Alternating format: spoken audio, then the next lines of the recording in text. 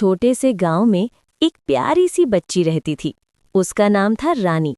रानी अपनी दादी के साथ रहती थी और उसे हर रात सोने से पहले दादी से कहानी सुनने की आदत थी।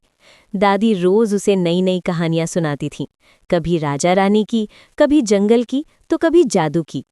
एक रात दादी ने कहा, आज मैं तुम्हें एक जादुई पेड़ की कहानी सुनाऊंगी। रानी उत्साहित होकर बोली, जादुई पेड़? वो कैसा होता है दादी? दादी मुस्कुराई और बोली, गांव के पास एक पुराना पेड़ है।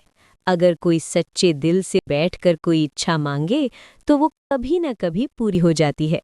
रानी हंस पड़ी और बोली, दादी ये तो बस कहानी है।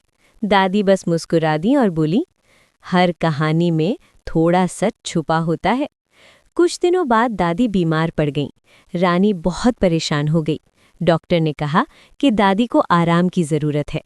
उस रात रानी को दादी की जादुई पेड़ वाली कहानी याद आई।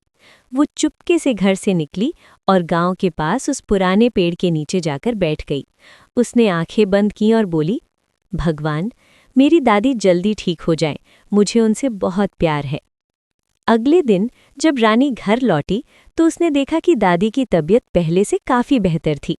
दादी ने रानी को देखकर पूछा, तू कल रात कहाँ गई थी?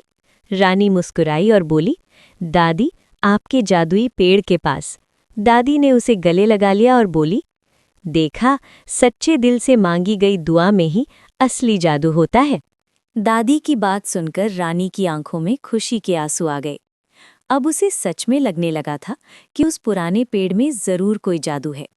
उस दिन के बाद रानी अक्सर उस पेड़ के पास जाने लगी, लेकिन वो वहां जाकर हमेशा अपने लिए कुछ नहीं मांगती थी।